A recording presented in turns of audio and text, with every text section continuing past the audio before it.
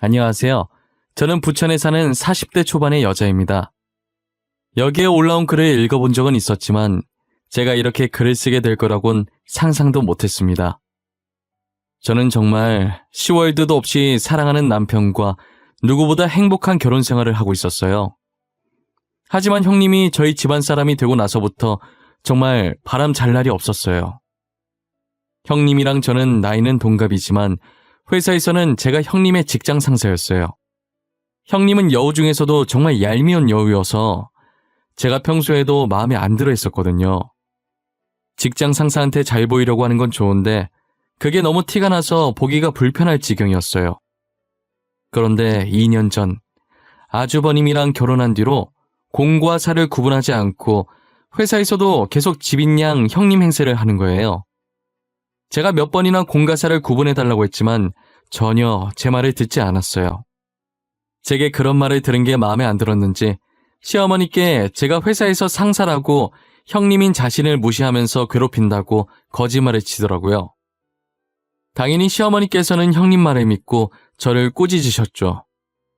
어머님, 저 요즘 회사 다니기가 너무 힘들어요. 동서가 상사로 있으니까 너무 불편한 거 있죠?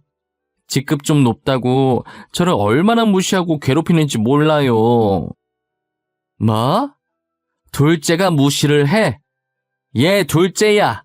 아무리 네가 직장 상사래도 그렇지 손윗 사람인데 형님을 그렇게 무시하면 되겠어? 가족이면 같이 도와주면서 해야지. 아니에요. 무슨 소리예요. 저 형님 무시한 적 한 번도 없어요. 형님이 이 집에 들어오기 전에도 무시했던 적 없었어요. 어머님, 저는 괜찮아요. 동서한테 너무 뭐라 그러지 마세요. 일하다 보면 그럴 수도 있죠. 제가 형님이니까 넓은 마음으로 넘어가야죠. 둘째 그렇게 안 봤는데 나 좀 실망했어. 그래도 형님이 착하니까 넘어가 주는 거지. 다른 집이었어 봐. 벌써 난리 났어. 형님이 제게 이런 적이 한두 번이 아니라서 점점 화가 나더라고요. 그래도 집안 분위기 망치기 싫어서 늘 제가 고개 수그리고 들어갔었어요. 그랬더니 형님은 시어머니를 등에 업고 선을 넘는 행동을 하기 시작하더라고요. 회사 다니면서 자기 괴롭힌다고 거짓말 치는 건 애교 수준이었어요. 제가 정말 형님의 거짓말 때문에 억울한 일을 겪은 적이 있었어요. 회사 앞에 있던 카페에서 점심을 먹고 잠깐 남편을 만나고 있었어요. 그런데 형님이 몰래 남편의 얼굴은 안 보이게 찍어서 시어머니한테 그 사진을 보냈더라고요. 제가 지금 남편을 두고 다른 남자와 바람피는 것 같다면서 말이에요.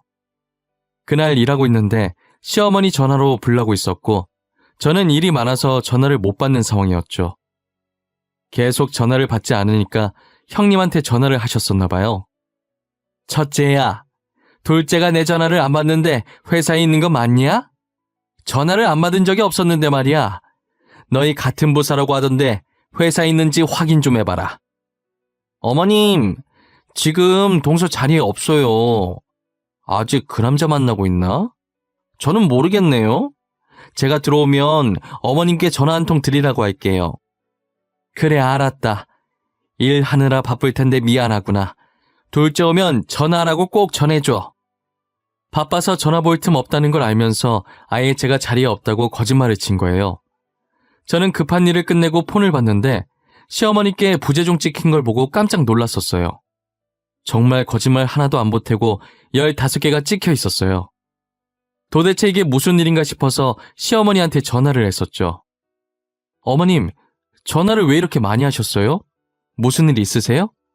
제가 바빠서 일하느라 전화를 못 받았어요. 죄송해요. 둘째 너, 일하고 있었던 거 맞아? 아까 첫째 말로는 자리에 없다고 하던데 확실히 일하고 있었던 거 맞냐고? 그럼요. 업무 시간에 일 안 하고 뭐 하겠어요. 진짜 일하고 있었어요. 오늘 급하게 처리할 게 있어서 그거 좀 한다고 전화를 못 받았어요. 됐고, 오늘 일 마치자마자 우리 집으로 오거라. 너한테 할 말이 있으니. 지훈이 애비한테도 우리 집으로 오라고 말해놨다. 갑자기요? 남편까지 부르고 도대체 무슨 말이길래 그러세요? 일단 알겠어요. 퇴근하면 어머니 집에 들릴게요. 도대체 급하게 할 말이 뭐길래 저희 남편까지 부르시는 건가 싶었어요. 남편한테도 짐작 가는 게 있냐고 물어봤지만 전혀 모르는 눈치더라고요. 저는 퇴근하자마자 시어머니께서 말씀하신 대로 시댁으로 향했어요. 남편이 먼저 와 있었는지 시부모님 집 앞에 남편 차가 서 있더라고요. 시댁 문을 열자마자 짝 하는 소리가 크게 나면서 제 고개도 함께 돌아갔어요. 저는 순간 이게 무슨 일인가 사태 파악이 되질 않았고 얼얼해지는 뺨에 손을 갖다 대고 시어머니를 쳐다봤어요. 남편은 가만히 서서 시어머니를 말릴 생각도 하지 않더라고요. 어머님, 지금 제 뺨 때리신 거예요? 제가 뭔 잘못을 했길래 뺨을 맞아야 돼요? 당신은 어머님 안 말리고 거기 서서 뭐 하는데? 뻔뻔한 년. 남편 두고 바람핀 주제에 뭐? 뭔 잘못을 해? 너 당장 일 그만둬라. 지금까지 회사 가서 일을 한 게 아니라 남자 만나고 다녔니? 무슨 말을 하시는 거예요? 제가 바람을 피다니요. 저 다른 남자 만난 적 없어요. 제 아들 걸고 맹세할 수 있어요. 어떻게 끝까지 뻔뻔하게. 야, 내가 지금 증거도 없이 이러는 것 같아? 네가 직접 봐라. 네가 다른 남자 만나고 있는 사진 여기 있다. 시어머니께서 내민 사진을 보는데 낮에 남편을 만났던 사진인 거예요. 그래서 제가 시어머니께 사실대로 설명을 드렸어요. 사진 속에 있는 남자, 저희 신랑이에요. 어머님 둘째 아들이라고요. 저 오늘 밖에서 만난 사람 남편밖에 없어요. 뭐? 잠깐만, 나도 좀 보자. 진짜 난데? 엄마, 이거 나야. 나 맞아. 이거 봐봐. 지금 내가 입고 있는 옷이랑 색깔 똑같잖아. 멍청한 놈. 아직 정신도 못 차리고 아내 편이나 들고 있네. 내가 네 배 아파 낳은 아들도 못 알아볼까봐. 어머님, 저 진짜 아니에요. 저 오늘 점심시간 말곤 회사 밖에 나간 적도 없고요. 회사 밖에 나간다고 한들 만날 사람 남편밖에 없어요. 시어머니께서는 아무리 해명을 해도 들으려고 하지를 않으시더라고요. 남편도 제가 바람핀다는 시어머니 말에 진짜인 줄 알고 처음엔 보고만 있었는데 사진을 보고 자신이라는 걸 알고 적극적으로 해명을 했어요. 하지만 오히려 제 편 든다고 욕을 있는 대로 하셨어요. 결국 남편은 저를 데리고 시댁에서 나왔고 집에 가는 길에 계속 미안하다고 하더라고요. 저는 직감적으로 형님이 일부러 골탕 먹이려고 한 짓이라는 느낌이 왔어요. 그래서 어떻게 되돌려줘야 할지 고민을 하고 있는 와중에 회사에 사건이 터지더라고요. 중요한 프로젝트가 있어서 회의 자료를 따로 넣어놓은 외장하드가 있었어요. 분명 이틀 전까진 있었는데 회의 바로 전날에 미리 준비해 놓으려고 찾으니까 서랍 안에 있어야 할 외장하드가 정말 흔적도 없이 사라진 거예요. 사라진 외장하드 때문에 저희 부서는 그거 찾는다고 난리가 났어요. 형님은 있다다 싶어서 또 저한테 난리치더라고요. 어머, 김 과장님, 외장하드 잃어버리신 거예요? 중요한 건데 간수를 못하시면 어떡해요. 그거 하나도 제대로 못 챙기는데 부하 직원들이 과장님 보고 뭘 배우겠어요? 그쵸, 부장님?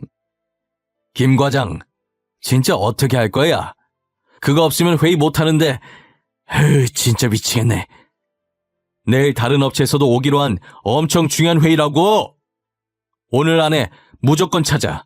알겠어? 오늘 안에는 꼭 찾겠습니다. 회의에 피해 안 가게 할게요. 정말 죄송합니다, 부장님.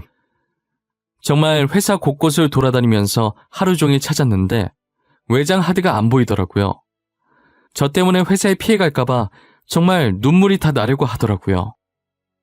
그래도 그나마 다행이라고 해야 할지 회의 자료 최종본을 외장 하드에 넣고 수정본은 컴퓨터에 그대로 저장되어 있었어요. 내용만 조금씩 수정하면 될 것 같더라고요.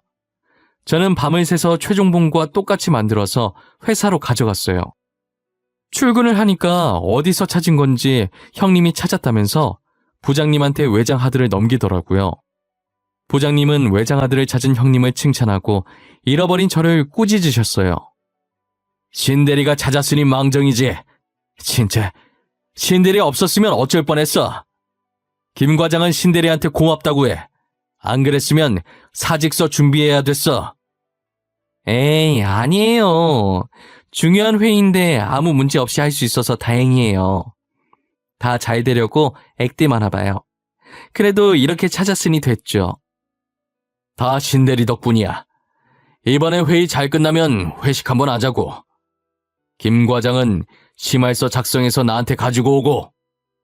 회사 다니면서 단 한 번도 실수한 적이 없었는데 처음으로 상사한테 혼나는 날이었어요. 저는 하루 종일 정신이 나간 상태로 멍하니 모니터만 보고 있었어요.